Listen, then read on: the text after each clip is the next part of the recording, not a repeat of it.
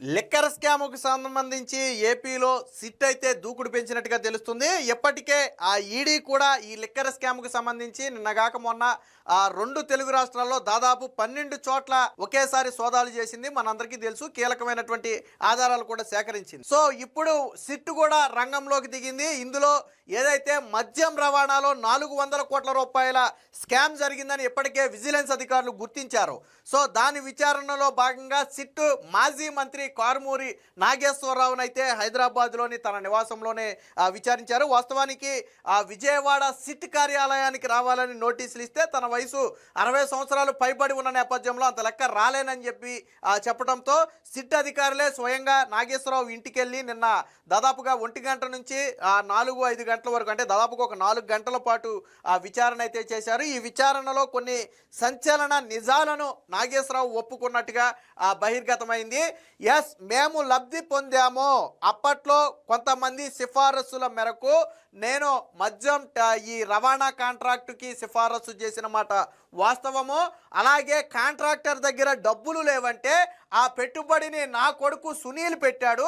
ఆ పెట్టుబడి పెట్టినందుకు ప్రతిఫలంగానే మేము కాంట్రాక్టర్ దగ్గర నుంచి డబ్బులు కూడా తీసుకున్నామని చెప్పి స్వయంగా మాజీ మంత్రి కారుమూరి నాగేశ్వరరావు ఒప్పుకోవడంతో ఇది వైసీపీలో ఒక గుబులుగా మారింది. ఎందుకంటే ఇప్పటివరకు వైసీపీ చెప్పేదేంటి, లిక్కర్ స్కాము లేదు, ఏ స్కాము లేదు, ఇదంతా చంద్రబాబు వేధిస్తున్నాడని కదా చెప్పేది. కానీ స్వయంగా మంత్రే ఎస్, రవాణాలో నేను సిఫారసు చేసిన మాట వాస్తవం, పెట్టుబడి పెట్టి దానికి ప్రతిఫలం తీసుకున్న మాట కూడా వాస్తవం అని చెప్పి నిన్న సిట్ అధికారుల ముందు అంగీకరించడంతో ఇది వైసీపీని ఉక్కిరిబిక్కిరిగా చేయబోతుంది. వాస్తవానికి తన కుమారుడు సునీల్ మీద కూడా సిట్ కేసు అయితే నమోదు చేసింది. అయితే తనను మాత్రం విజయవాడ సిట్ కార్యాలయంలోనే విచారిస్తాము. నాగేశ్వరరావు ఏజ్ మాత్రం పెద్ద ఏజ్ కాబట్టి మేమే వచ్చి వాంగ్మూలం నోట్ చేసుకున్నాము. అవసరమైతే మరొకసారి విచారిస్తాము. ఇప్పుడు ఇచ్చిన సమాచారం మొత్తాన్ని కూడా మేము రికార్డ్ చేసుకున్నాము. తదుపరి విచారణ సాగిన తరువాత మరికొంతమందిని విచారించాల్సి ఉంది. ఇందులో చాలామంది అంబటి రాంబాబుతో పాటు గుడ్ మార్నింగ్ స్టార్తో పాటు ఇంకా కొంతమంది పాత్ర ఉంది. సో ఒక్కొక్క ప్రాంతాన్ని ఒక్కొక్కళ్ళు చేజిక్కించుకున్నారు, ఒక్కొక్క ప్రాంతాన్ని ఒక్కొక్కళ్ళు చేజిక్కించుకున్నారు. సో వాళ్ళను కూడా విచారించాల్సి ఉంది. సో విచారణ తరువాత అవసరమైతే మళ్ళీ వీళ్ళ దగ్గరికి కూడా వచ్చే అవకాశం ఉందని తెలుస్తుంది. మొత్తంగా లబ్ధి పొందిన మాట వాస్తవమే, కాంట్రాక్టర్ నుంచి ముడుపుల రూపంలో లంచాలు తీసుకున్న మాట వాస్తవమేనని చెప్పి స్వయంగా మంత్రే ఒప్పుకున్నాడు. కాకపోతే అది ఎందుకు తీసుకున్నాడు, మేము పెట్టుబడి పెట్టాం కాబట్టి ప్రతిఫలంగా మేము వాళ్ళ దగ్గర నుంచి డబ్బులు తీసుకున్నామని చెప్పి మంత్రి అయితే చెప్పడం జరిగింది. దీనికి సంబంధించినటువంటి బ్యాంకు లావాదేవీలతో పాటు ఇతర వ్యవహారాలన్నీ కూడా ఆల్రెడీ సిట్ అయితే ఇన్వెస్టిగేషన్ చేస్తుంది. దీనికి సంబంధించినటువంటి వార్త ఒకటి వచ్చింది, ఒకసారి చూద్దాం. అవును, లబ్ధి పొందాం. మద్యం రవాణా వ్యవహారంలో మాజీ మంత్రి కారుమూరి అంగీకారం. హైదరాబాద్లో 4 గంటల పాటు సిట్ విచారణ. మంత్రి హోదాలో కాంట్రాక్టర్కు సిఫారసు చేశా, డబ్బులు లేవనటంతో మేమే పెట్టుబడి పెట్టాము, అందుకు ప్రతిఫలమే తీసుకున్నామని చెప్పి. అంటే వాస్తవానికి ఇది సిగ్మా లాజిస్టిక్ అనే ఒక దానితో ముడిపడి ఉంది. ఎవరిది సిగ్మా లాజిస్టిక్ అంటే రాజు కసిరెడ్డికి చెందినటువంటి సంస్థ. వాస్తవానికి గతంలో ఇది కలెక్టర్ల ఆధ్వర్యంలో ఉండేది. ఈ బేవరేజెస్ కార్పొరేషన్ డిపో నుంచి లిక్కర్ షాపులకు మద్యాన్ని సరఫరా చేయాలి. గతంలో మొదట్లో గవర్నమెంట్ వచ్చిన మొదట్లో ఏం చేశారంటే అది కలెక్టర్లు నిర్ణయించేవారు. ఆ జిల్లాలోని మద్యం రవాణాకి సంబంధించినటువంటి కాంట్రాక్టర్ని కలెక్టర్లు నిర్ణయించేవారు. వాస్తవానికి గత టీడీపీ హయాంలో ఎంత ఉండేదంటే ఒక మద్యం కేసు సరఫరాకి 13 రూపాయలు చెల్లించేవాళ్ళు లీగల్గా. సో అది మొదట్లో వైసీపీ వచ్చిన మొదట్లో కూడా అదే ఉంది. కానీ వైసీపీ నేతలకు ఇక్కడే దుర్బుద్ధి పుట్టింది. ముఖ్యంగా రాజకేశ్వరరెడ్డికి ఒక ఐడియా వచ్చింది. అసలు ఎందుకు ప్రభుత్వము కలెక్టర్లు వీళ్ళందరూ కలెక్టర్లకు ఎందుకు దీన్ని ఇవ్వాలి, దీన్ని కూడా సెంట్రలైజ్ చేసేసి మన చేతుల్లోకి తెచ్చుకుంటే ఆ తర్వాత మన ఇష్టం వచ్చిన వాళ్ళకి ఇచ్చుకోవచ్చు కదా అని ఒక ఐడియా రావడంతో తర్వాత కలెక్టర్లని కట్ చేసి దీన్ని మొత్తాన్ని కూడా బేవరేజెస్ కార్పొరేషన్ ఎండీ దగ్గరికి మార్చేశారు. అంటే ఎవరికి కాంట్రాక్టు ఇవ్వాలి అనేది ఎండీ డిసైడ్ చేస్తాడు. అప్పుడు ఏం చేశాడు, అప్పుడు వైసీపీ నాయకులు ఒక్కొక్క ప్రాంతాన్ని ఒక్కొక్కరు పంచుకున్నారు. అందులో ఉభయ గోదావరి జిల్లాలను మంత్రి కారుమూరి నాగేశ్వరరావు తీసుకోవడం జరిగింది. తీసుకున్న తర్వాత ఏం చేశాడు, కాంట్రాక్టర్ను సిఫారసు చేయటమే కాకుండా ఆ కాంట్రాక్టర్ నుంచి డబ్బులు తీసుకున్నాడు. కాకపోతే నాగేశ్వరరావు ఏమంటాడంటే మేము డబ్బులు పెట్టుబడి పెట్టాము, ప్రతిఫలం తీసుకున్నామని చెప్తున్నాడు. పెట్టుబడి పెట్టాడా లేదా కాంట్రాక్టర్ నుంచి ముడుపులు తీసుకుని దీన్ని సిఫారసు చేశాడనేది విచారణలో తేలుతుంది. దీనికి సంబంధించిన వార్త కూడా ఉంది, ఒకసారి చూద్దాం. వైసీపీ ప్రభుత్వంలో నేను మంత్రిగా ఉన్నప్పుడు మద్యం సరఫరా కాంట్రాక్టు కోసం ఎవరో సంప్రదిస్తే సిఫారసు చేశాను.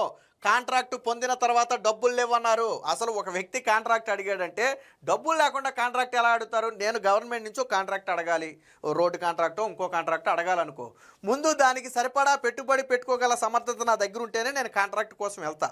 అది లేకుండా నేను వెళ్ళిపోయి కాంట్రాక్ట్ నేను తీసేసుకున్న తర్వాత మళ్ళీ వెళ్ళిపోయి గవర్నమెంట్ నా దగ్గర డబ్బులు లేవంటే కుదురుద్దా? సో మరి ఈ లాజిక్ ఈయన చెప్తున్నాడు, మరి అది ఎంతవరకు నిజం అనేది చూడాలి. కాంట్రాక్టు తీసుకున్న తర్వాత అంటే కాంట్రాక్టర్ డబ్బులు లేవన్నాడట. దాంతో మా అబ్బాయి కారుమూరి సునీల్ పెట్టుబడి సర్దుబాటు చేశాడు, అందుకు ప్రతిఫలంగా మద్యం సరఫరా కాంట్రాక్టర్ మాకు డబ్బులు చెల్లించాడు అని మాజీ మంత్రి కారుమూరి నాగేశ్వరరావు సిట్ అధికారులకు వెల్లడించినట్లుగా తెలిసింది. జగన్ హయాంలో మద్యం సరఫరా ఆర్డర్లలో 3,500 కోట్ల రూపాయల స్కామ్ జరిగిన సంగతి తెలిసిందే. అయితే ఇదే మద్యాన్ని రాష్ట్ర బేవరేజెస్ కార్పొరేషన్ డిపో నుంచి అప్పటి ప్రభుత్వ లిక్కర్ షాపులకు రవాణా చేసే టెండర్లలో కూడా భారీ కుంభకోణం జరిగింది. కూటమి ప్రభుత్వం వచ్చాక ఈ భాగోతాన్ని తేల్చే బాధ్యతను విజిలెన్స్ అండ్ ఎన్ఫోర్స్మెంట్ విభాగానికి అప్పగిస్తే 2019కు ముందు అంటే టీడీపీ హయాంలో ఒక్కో మద్యం కేసు సరఫరా రవాణాకు 13 రూపాయలు చెల్లించేవాళ్ళు. కానీ జగన్ వచ్చిన తర్వాత 2020 తర్వాత ఏం చేశారంటే ఈ 13 రూపాయలని ఒకేసారి 34 రూపాయలకు పెంచారు. సో ఇది మొత్తం కూడా దోచుకోవడం కోసం పెంచినటువంటి మొత్తం. ఏ ప్రాతిపదిక లేకుండా, ఎటువంటి అంచనాలు లేకుండా కేవలం నోటి మాటగా దీన్ని 34 రూపాయలు ఎలా పెరుగుద్ది? 13 రూపాయలు 15 అవ్వాలి, 20 అవ్వాలి మహా అయితే, పోనీ డబల్ అయినా కానీ 26 అవ్వాలి. కానీ ఎందుకు 34 రూపాయలు అయింది? ఏం పెరిగిపోయిందని అది పెరిగింది. సో ఇదంతా దోచుకోవడానికి వీళ్ళు ఆడినటువంటి ప్లాన్ ఇది. తద్వారా వైసీపీ లిక్కర్ ముఠా 400 కోట్ల రూపాయలు కొల్లగొట్టినట్లుగా విజిలెన్స్ ప్రాథమికంగా తేల్చింది. వైసీపీ నేతలు ప్రాంతాల వారీగా బినామీలను ముందుంచి కొల్లగొట్టారని నివేదించింది. దీంతో ఈ అంశాన్ని ప్రభుత్వం సిఐడికి అప్పగించింది. ఈ ఏడాది 10న కేసు నమోదు చేసిన సిట్ ఏం చేసిందంటే రంగంలో దిగింది. లోతుగా ఆరా తీయటంతో ఈ మద్యం స్కామ్లో ప్రధాన నిందితుడైనటువంటి రాజు కసిరెడ్డికి చెందినటువంటి ముసుగు సంస్థ సిగ్మా లాజిస్టిక్, ఇది బేసిక్ ఇది రాజు కసిరెడ్డి కూడా కాదు, ఎవరి నుంచో లాక్కున్నట్టున్నాడు. సిగ్మా లాజిస్టిక్ పాత్ర వెలుగులోకి వచ్చింది. మొత్తం దందా ఇక్కడి నుంచే మొదలై అప్పటి వైసీపీ పెద్దల ఆదేశాలతో జిల్లాల్లోని వైసీపీ కీలక నేతలు సబ్లీజులు దగ్గించుకున్నట్టుగా తెలిసింది. రాయలసీమలో చిత్తూరు జిల్లాకు చెందిన విజయానందరెడ్డి, ధర్మవరంలో మాజీ ఎమ్మెల్యే అయినటువంటి కేతిరెడ్డి వెంకటరామరెడ్డి, గుంటూరులోనేమో అంబటి రాంబాబు, ఉభయ గోదావరి జిల్లాల్లో మంత్రి కారుమూరి నాగేశ్వరరావు, ఉత్తరాంధ్రలో బొత్స సత్యనారాయణ మేనల్లుడైనటువంటి మజ్జి శ్రీనివాసరావు. సో ఒక్కొక్క ప్రాంతాన్ని ఒక్కొక్కళ్ళు పంచుకున్నారు, మొక్కలు చేసి మొత్తం ఒకడే తీసుకోకుండా ఎవరైతే జగన్మోహన్ రెడ్డికి ప్రధాన సన్నిహితులుగా ఉన్నారో వాళ్ళు ఒక్కొక్క ప్రాంతాన్ని ఒక్కొక్కళ్ళు అయితే పంచుకున్నారు. విచారణ నిమిత్తం కారుమూరి ఆయన కుమారుడు సునీల్కు నోటీసులు ఇచ్చింది. అయితే అనారోగ్య కారణాలతో తాను విజయవాడ రాలేకపోతున్నానని చెప్పడంతో సిట్ అధికారులే స్వయంగా హైదరాబాద్ ఆయన ఇంట్లో విచారించారు. ఈ విచారణలో ఒక ఎస్పీతో పాటు 2 డిఎస్పీ స్థాయి అధికారులు అయితే పాల్గొన్నారు. మధ్యాహ్నం 1 గంట నుంచి దాదాపు 4 గంటల పాటు ఈ విచారణ అయితే సాగింది. ఈ సందర్భంగా తాము మద్యం రవాణా కాంట్రాక్టుతో లబ్ధి పొందిన మాట వాస్తవమేనని, అయితే కాంట్రాక్టును సిఫారసు చేసినందుకు నేను ఆ లబ్ధి పొందలేదు, పెట్టుబడి పెట్టినందుకు మాత్రమే నేను లబ్ధి పొందానని చెప్పి చెప్పడం అయితే జరిగింది. సో అదే అంశాన్ని అయితే సిట్ అధికారులు రికార్డ్ చేసుకున్నారు. ఆయన వయసు 60 సంవత్సరాలు పైబడి ఉండటంతో ఆయన కోరిన విధంగా హైదరాబాద్లో విచారించామని చెప్పారు. అవసరమైతే మరోసారి విచారిస్తామన్నారు. ఆయన కుమారుడు సునీల్ పైన కూడా కేసు నమోదు చేశామని, సునీల్ని మాత్రం విజయవాడలోని సిట్ కార్యాలయానికి పిలిపించి విచారిస్తామని చెప్పి అయితే చెప్పడం జరిగింది. సో మొత్తంగా ఈ 400 కోట్ల రూపాయల స్కామ్లో మంత్రి పాత్ర ఉన్నట్టుగా స్వయంగా ఆయనే ఒప్పుకున్నాడు. అసలు ఇప్పటి వరకు స్కామే జరగలేదన్నటువంటి వైసీపీ గొంతులో ఇప్పుడు మంత్రి నిజాన్ని ఒప్పుకోవటంతో గొంతులో పచ్చి వెలక్కాయ పడినట్టుగా అయింది.